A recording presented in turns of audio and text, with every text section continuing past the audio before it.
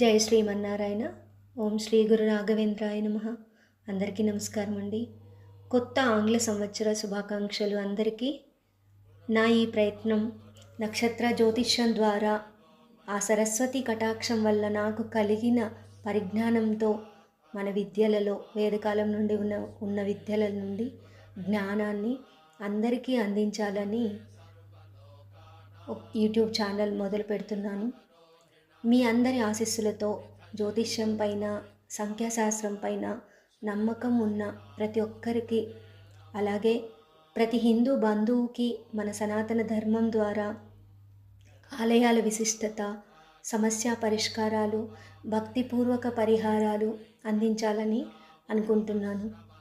ఇక ఈ ఆంగ్ల సంవత్సరం సంఖ్యాశాస్త్రం పరంగా అందరికీ అంటే 2026వ సంవత్సరం మన డేట్ ఆఫ్ బర్తే కాకుండా ఓవరాల్గా ఈ సంవత్సరం ఎలా ఉంటుంది, ఎలాంటి పరిహారాలు పాటిస్తే మనం సక్సెస్ఫుల్గా ముందుకెళ్తాము అనేది ఈ వీడియో ద్వారా మీకు అందించాలని అనుకుంటున్నాను.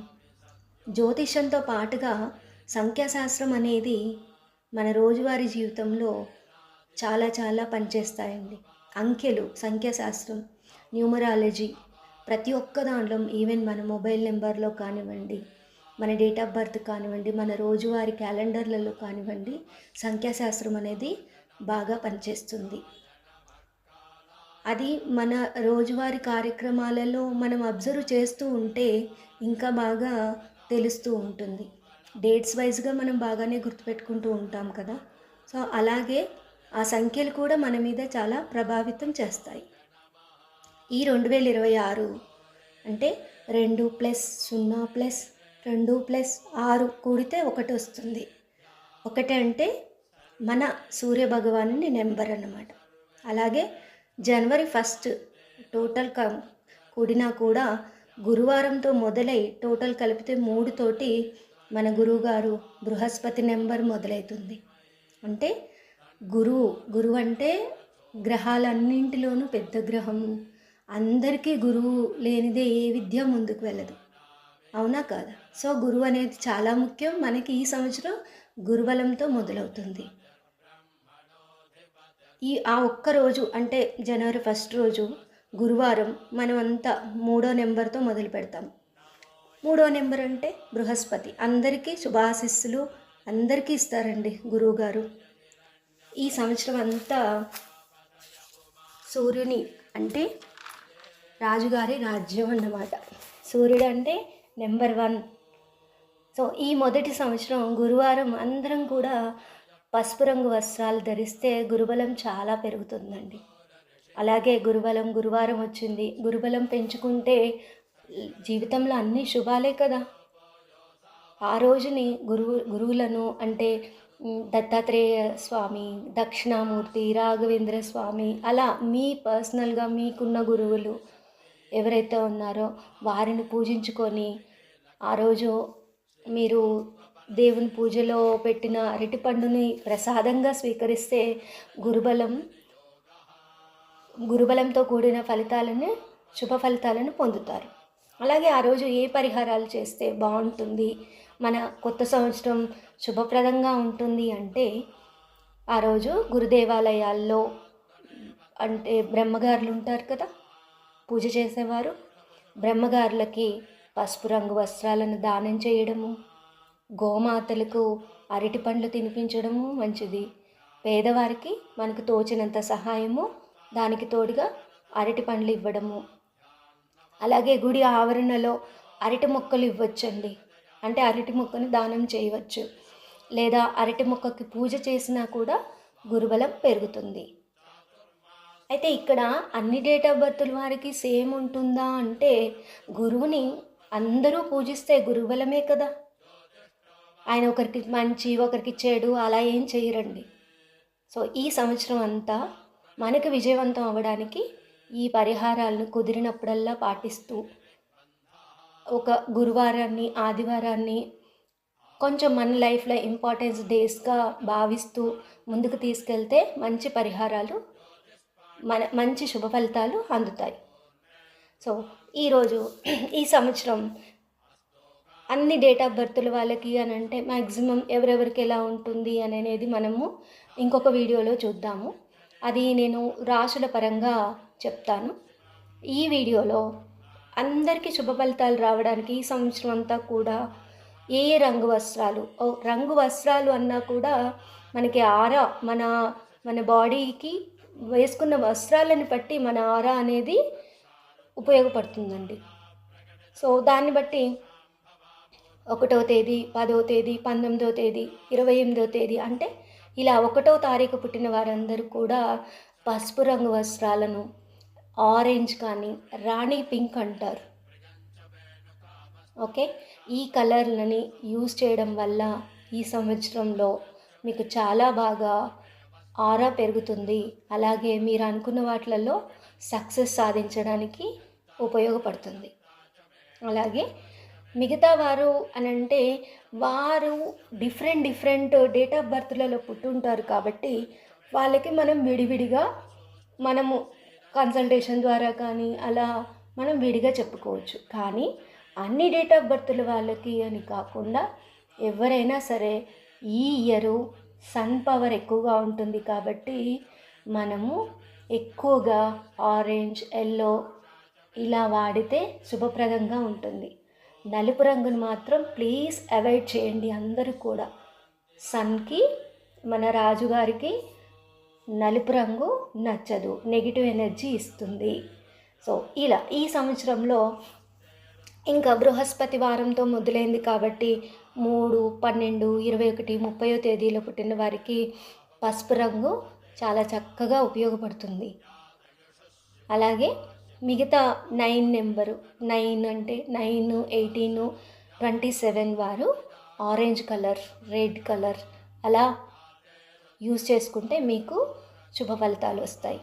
మిగతా వారు అంటే 7, 25, 16 ఇలా నెంబర్స్ వాళ్ళు ఆరెంజ్ కలర్తో మొదలు పెడితే బాగుంటుంది. మిగతా రంగులు ఎందుకు చెప్పట్లేదు అని కాదండి, వారికి లైట్ కలర్స్ ఏదైనా సరే మరీ బ్రైట్గా ఉండకుండా కొంచెం లైట్గా ఉన్న కలర్స్ని యూజ్ చేసుకుంటే శుభ ఫలితాలు.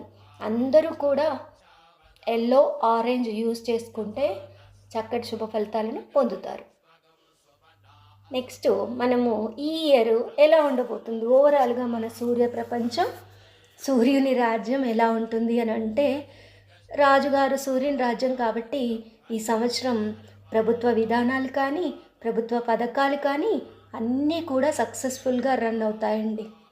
సూర్యునికి సంబంధించిన బిజినెస్లు చేసే వాళ్ళు ఉంటారు, అంటే సోలార్ బిజినెస్ అవ్వచ్చు, పవర్ రిలేటెడ్ కానివ్వండి, మెడికల్ రిలేటెడ్ కానివ్వండి, ఇలాంటివి చేసే వాళ్ళకి చాలా మంచి సూర్యుని ఎనర్జీతోటి యూజ్ చేసుకొని చేసే బిజినెస్ అన్నిటికి కూడా సక్సెస్ఫుల్గా ముందుకెళ్తారు. సూర్య అంటే బాస్ కాబట్టి బాస్ ఎప్పుడు కూడా అథారిటీతో ఉంటారు. సో మనము ఇప్పుడు జాబ్ చేసే వాళ్ళు ఎవరైనా ఉన్నా సరే దయచేసి మీరు అగ్రెసివ్గా ఉండకండి. బాస్కి సమాధానం చెప్పే విధానంలో కానీ బాస్ చెప్పిన మాట వినడంలో కానీ మీరు చక్కగా ఉంటేనే మీ జాబ్ పదిలంగా ఉంటుంది. ఏదైనా కోపంతోటో ఏదైనా డిస్టర్బెన్స్ తోటో మీరు ఏదైనా చిన్న తప్పులు చేసినా కానీ మీ జాబు పోయే ప్రమాదం ఉంటుంది.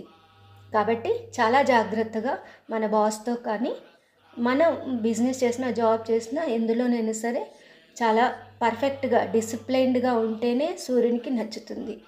సో అందరికీ కూడా అండి ఇక్కడ సూర్యుని రాజ్యం వచ్చినప్పుడు అందరూ కూడా డిసిప్లైన్తో ఉంటేనే అందరికీ కూడా సక్సెస్ఫుల్గా ఉంటుంది. అంటే డిసిప్లైన్ అంటే ఎర్లీ అవర్స్లో లేవడం, సూర్యుడు అంటే సన్ తలుపు కొడుతున్నారు మన ఇది అన్నట్టుగా ఉండాలి.